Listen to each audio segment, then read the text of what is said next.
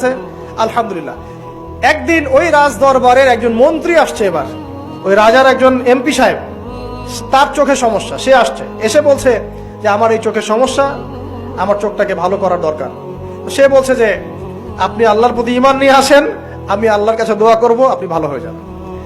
এবার সে আলহামদুলিল্লাহ ঈমান নিয়ে আনলো এবং সে ভালো হয়ে গেল।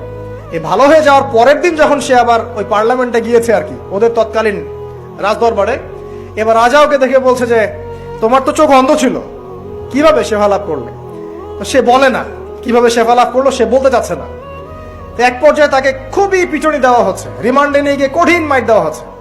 এক পর্যায়ে সে মারের যন্ত্রণা সহ্য করতে না পারে বলে ফেললো যে ওই বাচ্চা, তার কাছে গিয়ে আমি আরোগ্য লাভ করেছি এবং সে আমাকে বলেছে যে তার রবের প্রতি ঈমান নিয়ে আসতে, তাহলে আমি শেফা লাভ করব। এই বাচ্চা এখন বলছে ফেরাউনের মতো যে আয়না রব্বুকুমুল আ'লা, আমি তো তোমাদের রব। এবার এই লোকটাকে হত্যা করা হলো। এবার সেই বালককে ডেকে আনা হচ্ছে, বলা হচ্ছে বলো তুমি নাকি তোমার রবের নাম দিয়ে মানুষের ট্রিটমেন্ট করা শুরু করেছো? তখন সেই বালক বলছে হ্যাঁ, আমি এক আল্লাহর প্রতি বিশ্বাস করি। এখন রাজা বলছে আমি ছাড়া তোমাদের কোন ইলাহ আছে আমি তো জানি না। এই সৈন্যবাহিনী শোনো, এই বালককে ধরো, ধরে নিয়ে গিয়ে উঁচু পাহাড়ে নিয়ে যাও, ওখান থেকে ফেলে দাও। এবার তাকে নিয়ে যাওয়া হলো, ক্রস ফায়ার দেওয়া হবে, এবার উপরে নেওয়া হয়েছে, একদম পাহাড়ের উপরে। এবার ওই বালক উপরে উঠে একটা দোয়া করছে, আল্লাহুম্মা কফিনিহিম বিমা শি'তা। পাহাড় থরথর করে কাঁপা শুরু করলো এবং ওই সৈন্যবাহিনী পাহাড় থেকে পড়ে গেল, বালকের কিচ্ছু হলো না। আমি কিন্তু বানোয়াট কোনো গল্প বলছি না।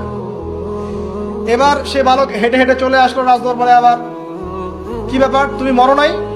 না, আল্লাহ আমাকে বাঁচিয়েছে, আমার রব আমাকে বাঁচিয়েছে। আবার পাঠানো হচ্ছে আরেক দল সেনাবাহিনীকে নিয়ে, যাও এবার ওকে সমুদ্রে নিয়ে যাও, সমুদ্রের মাছ সমুদ্রে ডুবিয়ে দিবে।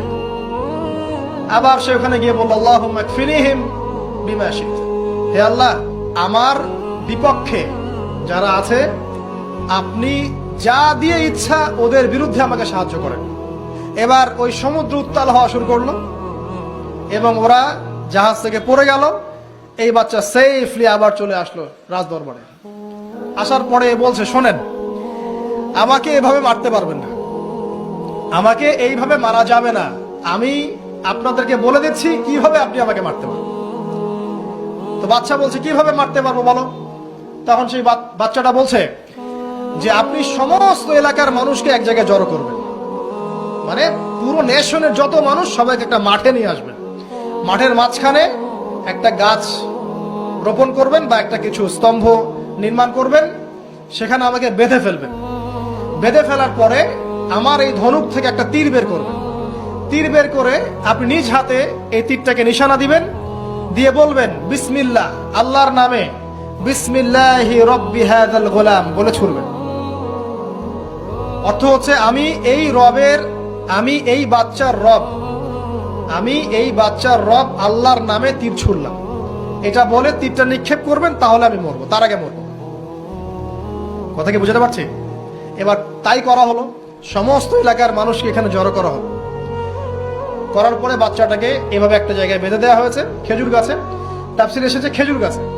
এবার সে এখান থেকে তীর বের করে বাচ্চা বলছে বিসমিল্লাহি রব্বি হাযাল গোলাম, নিক্ষেপ করলো। তীরটা ঠিক, আল্লাহ পাকের দৃষ্টি দেখেন এত সূক্ষ্ম, ওইটাই বর্ণনা করেছেন। তীরটা ঠিক বাচ্চার এই জায়গায় লেগেছে, এই যে মাথার এইখান থেকে লেগে এদিকে বের হয়ে গেছে এবং বাচ্চাটা শহীদ হয়ে গেল আলহামদুলিল্লাহ।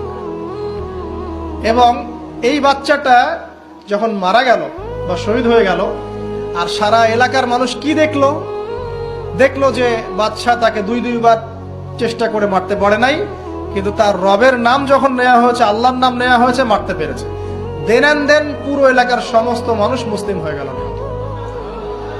একজন বাচ্চার জীবনের বিনিময়ে সমস্ত এলাকার মানুষ ইসলামের হেদায়েত পেয়ে গেল আলহামদুলিল্লাহ।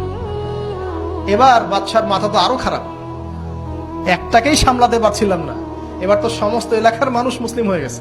এখন কি করবেন? এখন সেনাবাহিনীকে আদেশ করা হয়েছে সমস্ত মানুষগুলোকে জড়ো করো, জড়ো করে একটা গর্ত খোঁড়ো, একটা গর্ত খুঁড়ে সেখানে আগুন জ্বালাও, আগুন জ্বালিয়ে সমস্ত মানুষকে ফেলে দাও। দৃশ্যটাকে কল্পনা করতে পারছেন? এবং তারা চতুর্দিক থেকে এটাকে অবলোকন করতে লাগলো, মজা উপভোগ করতে লাগলো। শেষ পর্যায়ে তাফসীরে এসেছে, শেষ পর্যায়ে একজন মায়ের কোলে একটা ছোট্ট বাচ্চা ছিল।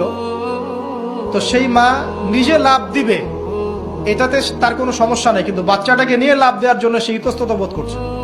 তখন আল্লাহ রাব্বুল আলামিন সেই ছোট্ট বাচ্চাটার কোলের, সেই ছোট্ট বাচ্চাটার জবানের মধ্যে আল্লাহর কুদরত নিদর্শন নাজিল করলেন। ওই বাচ্চাটা কথা বলা শুরু করলো।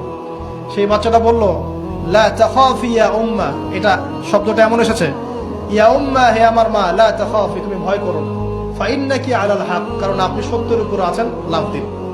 যারাই সে অগ্নিকুণ্ডে সেদিন লাভ দিয়েছে তারাই জান্নাতের স্বাদ পেয়েছে, আলহামদুলিল্লাহ। এই হলো আসহাবুল উখদুদের ঘটনা, যেটা আল্লাহ রাব্বুল আলামিন সূরা বুরুজের মধ্যে বলেছেন।